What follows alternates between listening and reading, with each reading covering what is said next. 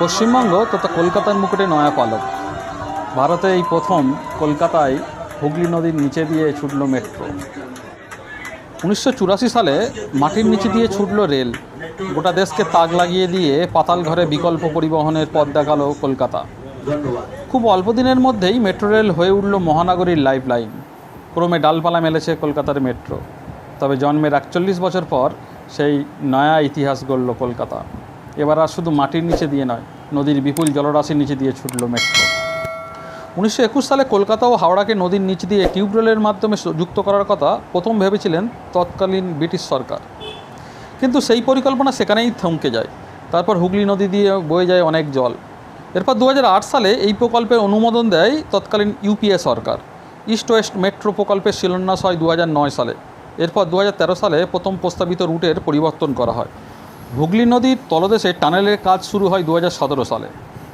31শে August 2019-এর মধ্যে কলকাতা বউবাজারে একটি জলজ বিস্ফোরণের কারণে প্রকল্পটি বিলম্বের সম্মুখীন হয়। এর ফলে এই অঞ্চলে বেশ কয়েকটি ভবন ধসে পড়ে এবং একই জায়গায় দুটি অতিরিক্ত জল ফুটো হওয়ার ঘটনা ঘটে। হাওড়া ময়দান থেকে এসপ্ল্যানেড পর্যন্ত হুগলি নদীর তলা দিয়ে পূর্ব পশ্চিমে মেট্রো 4.8 কিলোমিটার প্রসারিত। 4,965 কোটি টাকা ব্যয়ে নির্মিত হয়েছে বলে জানা যায়। হাওড়া ময়দান থেকে এসপ্ল্যানেডের মধ্যে 4টি station: Esplanade, Mahakaran, Howrah station metro station এবং Howrah Maidan. East west metro করিডরের সবচেয়ে গভীরতম এবং ব্যস্ততম মেট্রো স্টেশনটি হবে হাওড়া মেট্রো স্টেশন। একটি 10 তলা বাড়ির সমান এই স্টেশনটি। ওপর দিয়ে চলবে ট্রেন, নিচে দিয়ে চলবে মেট্রো। এসপ্ল্যানেড থেকে হাওড়া ময়দান পর্যন্ত দূরত্ব প্রায় 5 কিলোমিটার। নদীর নিচে সুড়ঙ্গের দৈর্ঘ্য হলো 520 মিটার। নদীবক্ষের 16 মিটার নিচে অবস্থিত এই সুড়ঙ্গের ভিতর দিয়ে প্রতি ঘন্টায় 80 কিলোমিটার বেগে দৌড়বে মেট্রো। নদীর নিচের অংশ পারাপার করতে সময় লাগবে মাত্র 45 সেকেন্ড। দিনের ব্যস্ততম সময়ে নদীর নিচের অংশে যাত্রী ভিড় হতে পারে আনুমানিক 30,000। সুড়ঙ্গের মধ্যে যদি কোনো রকম আপাতকালীন পরিস্থিতির সৃষ্টি হয় এবং যদি ট্রেন খালি করে দিতে হয়, তাহলে সুড়ঙ্গের ভেতরে ওয়াকওয়ে দিয়ে হেঁটে গিয়ে যাত্রীরা ভেন্টিলেশন শাফট দিয়ে বেরিয়ে যেতে পারবেন। আর কোনো মেট্রো স্টেশনে এই ওয়াকওয়ে নেই। এই স্টেশনের প্রত্যেক 240 মিটার অন্তর একটি করে ক্রস প্যাসেজ রয়েছে।